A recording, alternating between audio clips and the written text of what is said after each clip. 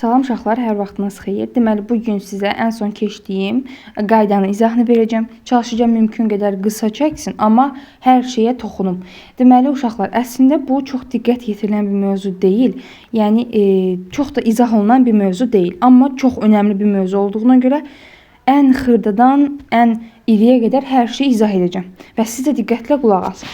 Deməli, demişdik ki, ingilis dilində feillər hərəkətli və hərəkətsiz olmaqla iki yerə bölünür. Təkrar edirəm, bu qaydaya demək olar ki, çox az müəllim toxunur, amma çox lazımdır. Bilmirsinizsə, öyrənməmişsə bu videodan sonra öyrənin. Deməli, hərəkətli feillər nədir? Yəni, o demək deyil ki, o feildə nəsə bir hərəkət görünsün. Hərəkətli feil odur ki, məsələn, sit oturmaq, read oxumaq, speak danışmaq, ondan sonra sleep yatmaq. Yəni, hərəkətli feil odur ki, həmin feildə nisbi olaraq hərəkət var. Məsələn, fikirli uşaqlar tərəfindən düşünülür ki, sit oturmaqda heç bir hərəkət yoxdur və ya sleep yatmaqda heç bir hərəkət yoxdur. Lakin bu belə deyil. Nə mənada? Uşaqlar, mən bunu yadda saxlamağa rahat qayda deyirəm ki, həmin hərəkəti icra etdiyimiz zaman özümüzü beynimizdə təsəvvür edə biliriksə, bu hərəkətli feildir. Məsələn, özümüzün oturmuş halını, yatmış halını təsəvvür edə bilirik. Bəs hərəkətsiz feil nədir? Məsələn, cümlə şəklində yazıram. I am student. Mən şagirdəm. Deməli, uşaqlar, I am student cümləsində, mən şagirdəm cümləsində nəsə bir hərəkəti nisbi olaraq hiss etmək mümkündürmü? Düşünə bilərsiniz ki, burada özümüzün şagird halını düşünə bilərik. Xeyr, elə deyil. Hərəkəti düşünməkdən söhbət gedir. Burada heç bir düşünəcək hərəkət yoxdur. Və ya deyirəm ki, I am doctor. Və ya bunların inkar versiyası I am not doctor, I am not student və s. Deməli, uşaqlar, hərəkətli feillər bəzən axırına s artırılır. Bu başqa bir mövzuda hal-hazırda toxunmuram. Hərəkətsiz feillərin düzəlməsində iştirak edən xüsusi köməkçi feillər var.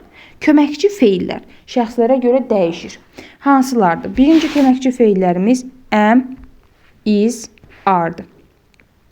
Am işlənir I şəxsi ilə, is işlənir he şəxsi, yəni kişi cinsində o, she, qadın cinsində o, it cansızlar və insan adı və ya təkdə olan hər hansı bir isimlə. Are işlənir cəmdə olan hər hansı bir isimlə, z şəxsi ilə, v şəxsi ilə və ya cəmdə olan hər hansı bir isimlə. Am isə yeganə köməkçi feildir ki, yalnız I ilə işlənə bilir. Deməli, hansı cümlədə am, is, are görsəz, bilin ki, bu hərəkətsiz cümlədir.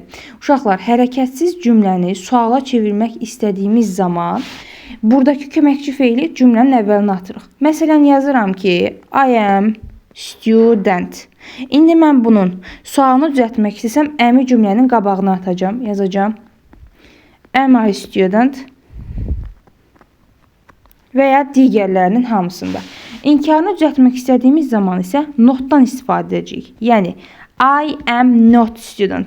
Not biraz uzun olduğu düşünülüb. Qısa şəkildə n apostrof t yazılır. Eyni şeydir, heç bir fərqi yoxdur. Sadəcə o ixtisar olunub apostrofla əvəz olunmuşdur. Not və ya not yazıldığı kimi oxunur. Məsələn, I am not student və ya I amn't student. Bu şəkildə. Uşaqlar, hərəkətli feillərdə isə inkarı düzəltmək istədiyimiz zaman və ya sualı düzəltmək istədiyimiz zaman do və ya does tərcüməsi etmək olan köməkçi feillərdən istifadə olunur. Ümumiyyətcə, ingilis dilində yazılan söz hər zaman tərcümə olmalıdır. Bir qayda yoxdur. Do, does da ki, bu feillərdəndir. Hətta bu feillərin ən məşhurundandır ki, yazılsa belə tərcümə olunmur. Məsələn, yazıram. She plays game. O oyun oynayır. İndi mən bu cümləni suala necə çevirəcəm? Yazacağım. Does she play game? O oyun oynayır. Uşaqlar, burada play'in axırında s var idi. Bu s does-a getdi. Do s sözünə getdi. Ona görə buradan silindi. Bunu demək unutmuşdum. İndi deyirəm. Deməli, uşaqlar, do ilə does hansı feillərlə işlənir? Do işlənir I ilə. Do işlənir you ilə. V ilə və z ilə.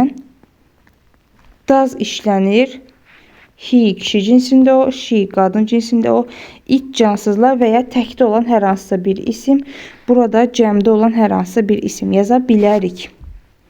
Deməli, Dedik ki, do, does hərəkətli feili sualı düzəltmək üçün istifadə olunan köməkçi feildir. Məsələn, she plays game, o oyun oynayır. İndi burada etmək kimi tərcümə etsək belə olur. O oyun oynayır, edir. Belə şey olmaz. Deməli, does sual cümləsində tərcümə olunmaz. Yenə, əgər burada she yox, we olsaydı, bu zaman play'in axırında s olmazdı və we'yə görə, do işləndiyinə görə cümləmiz belə olasıydı. Do we play game? Heç bir cümlə strukturunun yeri dəyişilmir, sadəcə əvvələ do və ya does artırılır. Bunların inkarı bəs necə düzələcəkdir? İnkarı not hissəciyinin artırılması ilə düzələcəkdir. Uşaqlar, yadda saxlayın. Notla don't və ya don't do notdur. Bura t-nı yazmaq oldu. Və ya doesn't eyni şey deyil. Not hərəkətsiz cümlənin inkarını düzəldir. Don't və ya doesn't hərəkətli cümlənin. Təbii ki də does hansılarla işlənəcəkdir? He, she, it və ya tək isimlə. Doesn't da elə bunlarla işlənəcəkdir. Yəni he, she, it və ya tək isimlərlə. Don't da I, we, they və ya cəm isimlə. Deməli, notla don't eyni şey deyil. Hərəkətsiz cümlədə, bunlar isə hərəkətli cümlədə istifadə olunan köməkçi feillərdir. Daha doğrusu, bunlar köməkçi feil, bu not isə inkar hissəciyidir.